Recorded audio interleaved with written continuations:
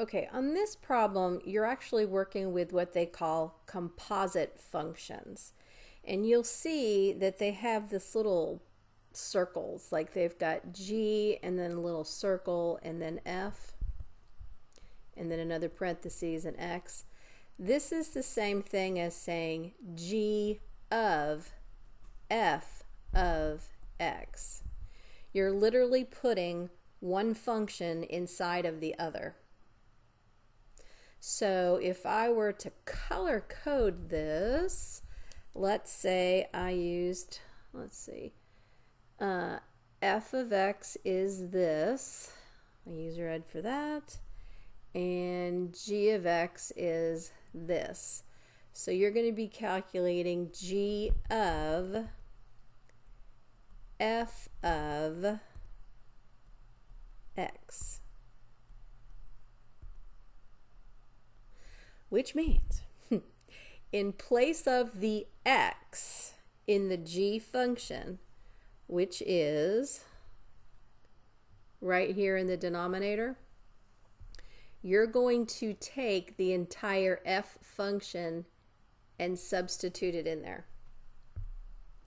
So g of x is negative, oops, forgot to switch colors, sorry, is negative 9 over x, but you take out the x and stick in the entire f function, which is the square root of 2 minus 10x.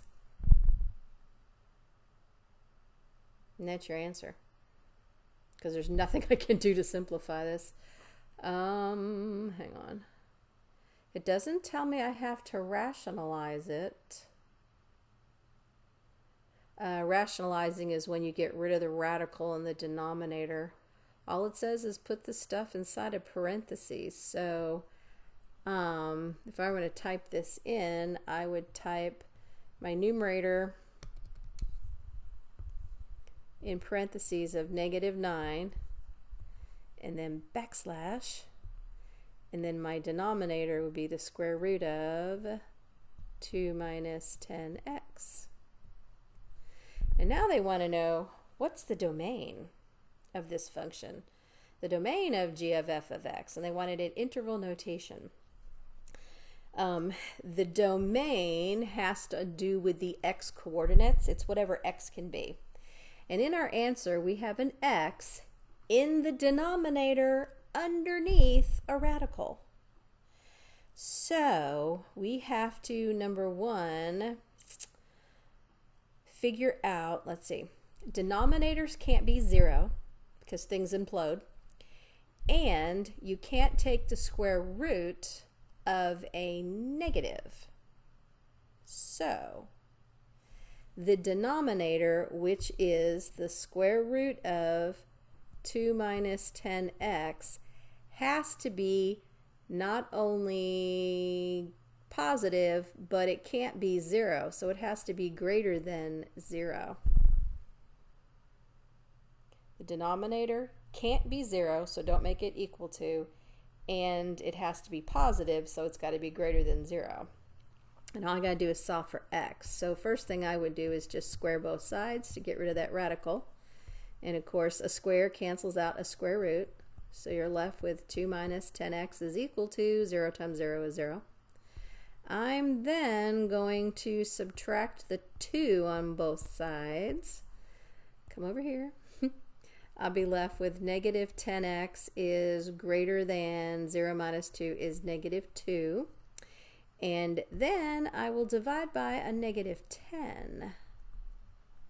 However, when you divide an inequality by a negative, you have to reverse the sign. So this is going to be x is less than, it's a negative 2 divided by a negative 10. A negative divided by a negative is a positive, but 10 doesn't actually go into 2, so I'm going to reduce it to 1/5. And it said type an exact answer. It didn't specify. If you want, I suppose you could say 0.2, but I like fractions. And they wanted an interval notation. So x has to be less than 1/5, which means it would start at negative infinity. And remember, do not capitalize infinity. I have figured that one out. Mobius doesn't like it. And then it goes up to the 1/5, but does not include it, so you close the parenthesis. And if you need a visual on this, here's a number line, and let's say here's 1/5. Down here would be 0, up here somewhere would be 1 whole.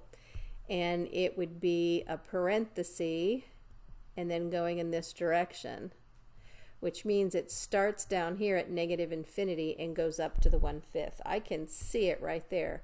Starts at -1, -infinity, and comes up to the 1/5. There's my interval, and stick a comma in between. And that's number 3.